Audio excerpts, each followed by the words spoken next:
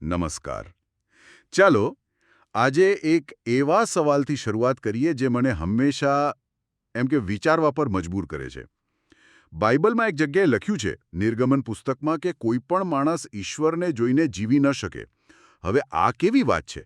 એક તરફ આપણે માનીએ છીએ કે જીવનનો અંતિમ હેતુ ઈશ્વરને જાણવાનો, તેમને પ્રેમ કરવાનો છે, અને બીજી તરફ એવું કહેવાય છે કે તેમની નજીક જશો તો મૃત્યુ પામશો. આ તો બહુ મોટો વિરોધાભાસ છે, ખરું ને? હા, બિલકુલ. અને આ કોઈ સામાન્ય ગૂંચવણ નથી. આ એક એમ કહી શકાય કે ઊંડી ધર્મશાસ્ત્રીય સમસ્યા છે. જુઓ, વાત છે ને, એક તરફ ઈશ્વર છે, સંપૂર્ણપણે પવિત્ર, શુદ્ધ, અને બીજી તરફ આપણે છીએ મનુષ્યો.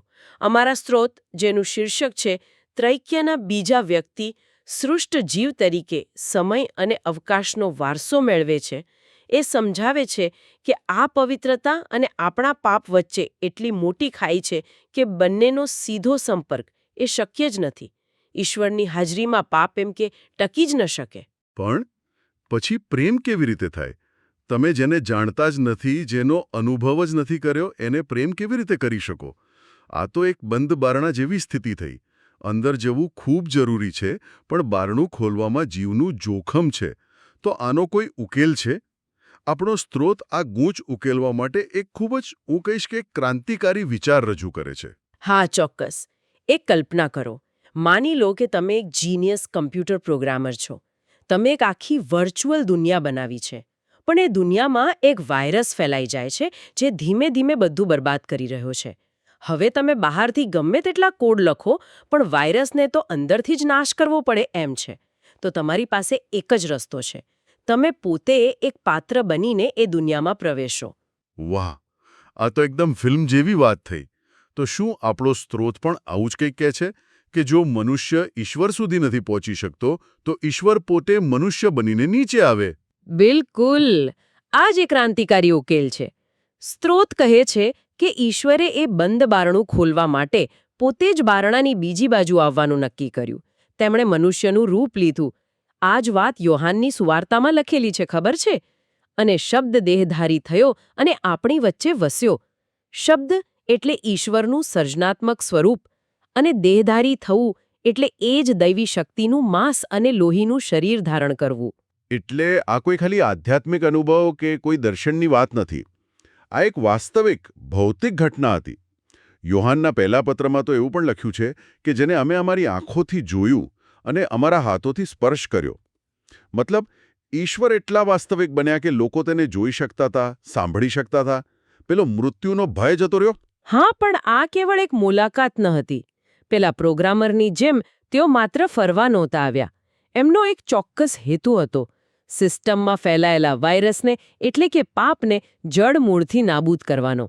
અને સ્ત્રોત મુજબ એ કરવાનો એક જ રસ્તો હતો: બલિદાન. ઈશ્વરનું મનુષ્ય બનવું એ ક્રૂસ પરના બલિદાન માટેની એક પૂર્વ શરત હતી. એક મિનિટ, મને અહીં એક વાત નથી સમજાતી. પ્રેમ અને ન્યાય, આ બંને તો ઘણીવાર એકબીજાથી વિરુદ્ધ લાગે છે. જો કોઈ ભૂલ કરે તો ન્યાય સજાની માંગ કરે છે, જ્યારે પ્રેમ માફી આપવા માંગે છે. તો આ બંને એકસાથે કેવી રીતે શક્ય બનવું, ખરું ને? ઉત્તમ પ્રશ્ન. અને ક્રૂસની ઘટના આનો જ જવાબ આપે છે. જુઓ, ન્યાયની માંગ હતી કે પાપની કિંમત ચૂકવવી જ પડે, અને પ્રેમની ઈચ્છા હતી કે મનુષ્યને બચાવી લેવાય.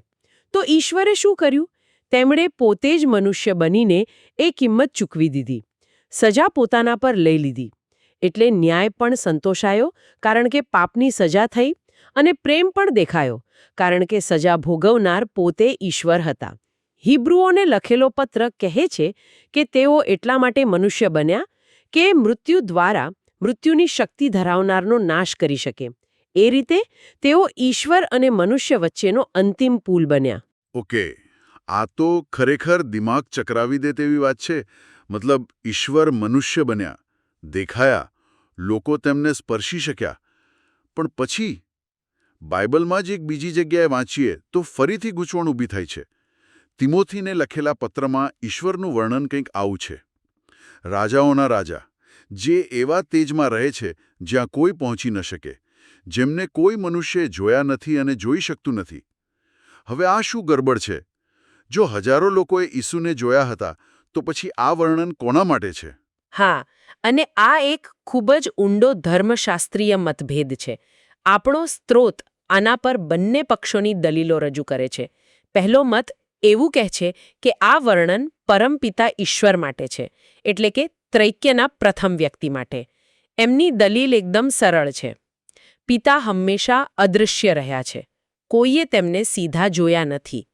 પુત્ર એટલે કે ઈસુ તો મનુષ્ય બન્યા અને દેખાયા, એટલે જેમને કોઈ જોઈ શકતું નથી એ વર્ણન તેમના પર લાગુ ન પડે. એ તાર્કિક લાગે છે. તો પછી બીજો મત શું કહે છે? બીજો મત વધુ રસપ્રદ છે. તે કહે છે કે આ વર્ણન પુત્ર ઈશ્વરના એટલે કે ઈસુના મૂળ દૈવી સ્વરૂપનું છે. એટલે કે તેમના મનુષ્ય અવતાર લેતા પહેલા તેઓ કેવા હતા તેનું આ વર્ણન છે. એ સમયે તેઓ પણ એવા જ અગમ્ય પ્રકાશમાં રહેતા હતા. અને આ મતને સમર્થન પ્રકટીકરણના પુસ્તકમાંથી મળે છે, જ્યાં ઈસુને સ્પષ્ટપણે રાજાઓના રાજા અને પ્રભુઓના પ્રભુ કહેવામાં આવ્યા છે. તો આ બંને દૃષ્ટિકોણ એમ કે પોતાની જગ્યાએ સાચા લાગે છે, પણ બીજો દૃષ્ટિકોણ થોડો વધુ આકર્ષક લાગે છે, કારણ કે પ્રકટીકરણમાં તો સીધું જ ઈસુ માટે આ પદવી વપરાય છે. સાચી વાત છે. જો કે પહેલા મતવાળા કહે છે કે આ પદવી સમગ્ર ઈશ્વરત્વ માટે છે, પણ અદૃશ્ય અને અગમ્ય જેવા શબ્દો માત્ર પિતાને લાગુ પડે.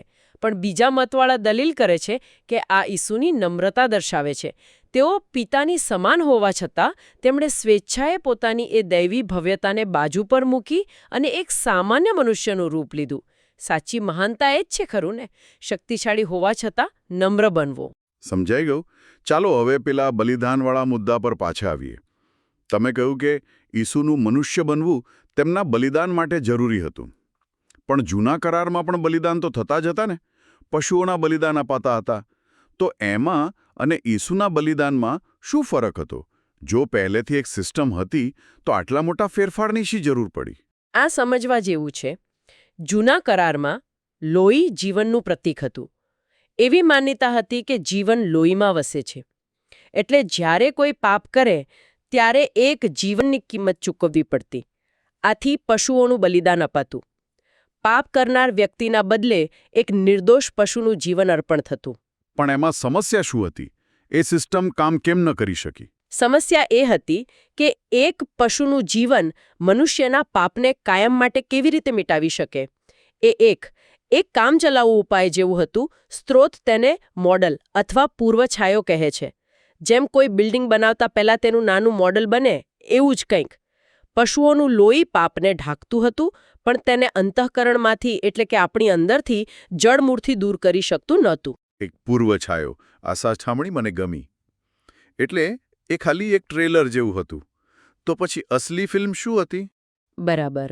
અસલી વાસ્તવિકતા હતી નવો કરાર, જે ઈશ્વરના પોતાના લોહીથી સ્થાપિત થયો જ્યારે તેઓ મનુષ્ય બન્યા. આ બલિદાનનું મૂલ્ય અનંત હતું, કારણ કે તે કોઈ પશુનું નહીં પણ ખુદ સર્જનહારનું બલિદાન હતું.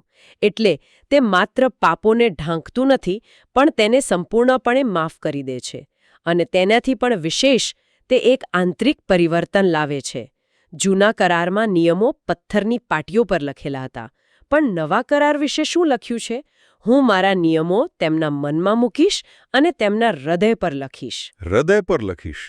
એનો શું અર્થ થાય? એનો અર્થ એ કે હવે નિયમ પાલન બહારના દબાણથી નહીં પણ અંદરની ઈચ્છાથી થાય છે. પવિત્ર આત્મા દ્વારા ઈશ્વર પોતે જ વ્યક્તિને એ નિયમો, ખાસ કરીને પ્રેમનો નિયમ, પાળવાની ઈચ્છા અને શક્તિ આપે છે. પરિવર્તન અંદરથી શરૂ થાય છે. તો આ બધાનો આપણા જેવા સામાન્ય માણસો માટે શું અર્થ થાય છે? પેલો પ્રોગ્રામર ગેમમાં આવ્યો, વાયરસને હરાવવા બલિદાન આપ્યું, તો હવે ગેમમાં જે પાત્રો છે એમના માટે શું બદલાયું? એમના માટે બધું જ બદલાઈ ગયું. સૌથી મોટી વાત, હવે એમની સ્વતંત્ર ઈચ્છા સાચા અર્થમાં પરિપૂર્ણ થઈ શકે છે. પહેલા તેઓ એક એવા ઈશ્વરને પ્રેમ કરવા બંધાયેલા હતા જેમને તેમણે જોયા નહોતા, જેમના વિશે માત્ર સાંભળ્યું હતું. જ્ઞાન વગર સાચો પ્રેમ શક્ય નથી, બરાબર ને? પણ હવે ક્રૂસ પર તેમણે ઈશ્વરના પ્રેમને તેની ચરમસીમાએ જોયો. તેમણે જોયું કે ઈશ્વર તેમને કેટલો પ્રેમ કરે છે કે તેમના માટે મરવા પણ તૈયાર છે. એટલે આ બલિદાન એક પ્રકારનું પ્રેમપત્ર હતું, જેને જોઈને લોકો પણ તેમને પાછો પ્રેમ કરવાનો નિર્ણય લઈ શકે. બરાબર. અને આ કોઈ જબરદસ્તી નથી. એક યોહાનના પત્રમાં ખૂબ સુંદર રીતે લખ્યું છે, પ્રેમ એમાં છે કે આપણે ઈશ્વરને પ્રેમ કર્યો એમ નહીં, પણ તેમણે આપણને પ્રેમ કર્યો. તેમણે પહેલ કરી. તેમણે પોતાનો પ્રેમ સાબિત કરી દીધો. હવે પ્રતિસાદ આપવો કે નહીં એ આપણી સ્વતંત્ર ઈચ્છા પર છે.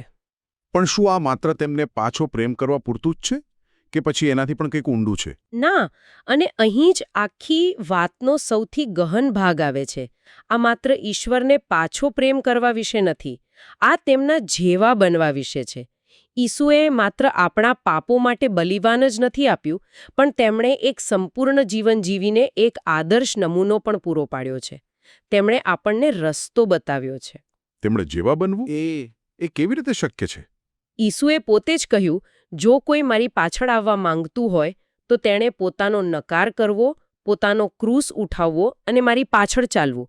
આનો અર્થ છે કે આપણે આપણી સ્વાર્થી ઈચ્છાઓને બાજુ પર મૂકીને તેમના પ્રેમ અને સેવાનો માર્ગ અપનાવવાનો છે. પ્રેરિત પાઉલ તો ત્યાં સુધી લખે છે કે જ્યાં સુધી તમારામાં ખ્રિસ્તનું સ્વરૂપ ધારણ ન થાય ત્યાં સુધી તે પીડા અનુભવે છે. અંતિમ લક્ષ્ય માત્ર સ્વર્ગમાં જવાનું નથી, પણ અહીં પૃથ્વી પર જ ઈશ્વરના સ્વરૂપમાં રૂપાંતરિત થવાનું શરૂ કરવાનું છે. એક રીતે કહીએ તો ઈશ્વર મનુષ્ય બન્યા, જેથી મનુષ્ય ઈશ્વર જેવા બની શકે. વાહ! આપણે ક્યાંથી શરૂઆત કરી હતી અને ક્યાં પહોંચી ગયા? એક એવા વિરોધાભાસથી શરૂઆત કરી જ્યાં ઈશ્વરને જોવાનો અર્થ મૃત્યુ હતો, અને હવે આપણે એક એવા ઉકેલ પર પહોંચ્યા છીએ જ્યાં ઈશ્વર પોતે મનુષ્ય બને છે, જેથી આપણે તેમને ભય વગર જોઈ શકીએ, જાણી શકીએ, પ્રેમ કરી શકીએ અને અંતે તેમના જેવા બની શકીએ. આપણા સ્ત્રોતનું શીર્ષક હવે સંપૂર્ણપણે અર્થપૂર્ણ લાગે છે કે ત્રૈક્યના બીજા વ્યક્તિએ એટલે કે ઈસુએ એક સૃષ્ટ જીવ તરીકે આ સમય અને અવકાશની દુનિયાનો વારસો મેળવ્યો, જેથી તે અહીં પ્રવેશીને પાપ અને મૃત્યુના વાયરસનો નાશ કરી શકે. બરાબર. આખી સૃષ્ટિની મુક્તિનો આ જ માર્ગ હતો. અને આ બધી ચર્ચા પછી શ્રોતાઓ માટે એક અંતિમ વિચાર પ્રેરક પ્રશ્ન મૂકવા માંગુ છું. આપણે જોયું કે સર્જનહારે પોતાની જ સૃષ્ટિને બચાવવા માટે સૃષ્ટિનો જ એક ભાગ બનવાનું પસંદ કર્યો. તો મારો પ્રશ્ન એ છે, જો આ ભૌતિક દુનિયા, આ સમય અને અવકાશ એટલા મૂલ્યવાન છે કે ખુદ તેના સર્જનહારે તેને બચાવવા માટે તેમાં અવતાર લીધો, તો પછી આ ભૌતિક બ્રહ્માંડના અંતિમ મૂલ્ય અને તેની નિયતિ વિશે તે શું સૂચિત કરે છે? શું તે માત્ર નાશ પામવા માટે બન્યું છે કે પછી તેનું પણ કોઈક પ્રકારનું રૂપાંતર થવાનું છે? આના પર વિચારવા જેવું છે.